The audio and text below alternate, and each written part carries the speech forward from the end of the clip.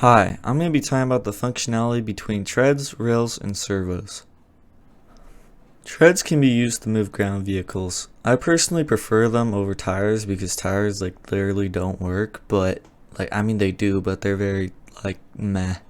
Treads have a lot of traction, so you can do a lot of stuff with them. You can kind of get them to move anywhere. They'll go up some pretty steep slopes and do some crazy things, but you can set up treads by getting one tread and one motor, and you want to link them together. You want to anchor them because you don't want it spinning. And then what you want to do is you want to go to your tool, and I believe it's under the constraints tab. You want to click it till you get the rod, and just put in some random number. It doesn't really matter. Basically what it's trying to do is create extend it out, but we're not trying to do that. That's why it's anchored to the track itself. And basically you need to do this so that the track will work in the first place, because it's being weird.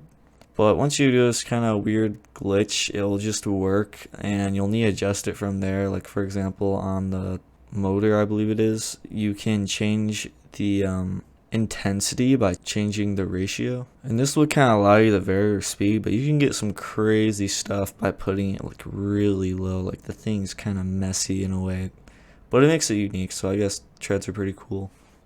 Rails are honestly pretty interesting because they can move one part from one area to another, and you can put rails on top of rails, so you can make a whole if you want to, maybe create an autoloader or something using these. It'd be pretty weird, but rails can definitely move things to very specific places, but do be aware these things can lag very easily and break. So if you're using rails as some sort of primary system for whatever it be, loading or trying to just move around stuff, organize, then make sure you have a backup system, even if it's as simple as using your bare freaking hands to drag stuff. Just don't rely on them too much, because in my experiences they've broken a lot, but other than that they're still pretty nice. Rails have two positions put in them in their configuration tab, and between those two positions, if you put an activate or deactivate polysilicon, which is connected to a button, you can tell it whether or not to go to the top value or the bottom value, because you have two values, the one and the other.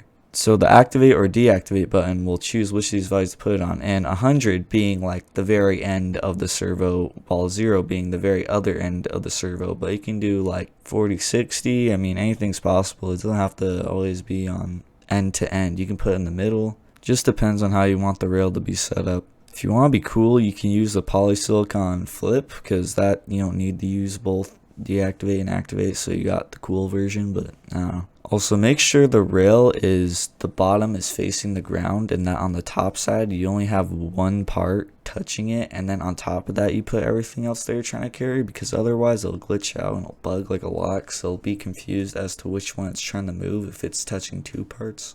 But in the right scenario, I think rails are pretty cool. Just don't depend on them all the time. Servos are really good at incrementally moving stuff. They can move something from one rotation to another, and just you can choose how much or to what viability it does this. For example, you can configure the responsiveness or to what percent it rotates along its axis. When using servos, it's similar to rails, where you have to use the polysilicon. It's activate and deactivate, and for every activate it tends to, I believe it's plus whatever set amount of degree to the angle that's currently at, and if it's deactivate, then it does the exact opposite. So you can use this when trying to make turrets that are player controlled, but it's not necessarily some amazing mouse aiming thing, but I don't know, maybe you could get some contraption to work, and yeah. But other than that, they're really good for moving stuff around. Though for the most part, I've only seen servos been used in trying to either move turrets or extrude things from people's ships. For example, say you have a hidden compartment where you're trying to hide a gun, use a servo, boom, this thing comes out of nowhere. But yeah, servos are pretty cool. They have multiple uses. I personally have not used them at all, really. I haven't found a use for them too much, but I'm getting to it. I'm trying to figure out more things about them that would make them useful. If you would like to support me in any way possible, I would appreciate that. Thanks for watching, and have a good day.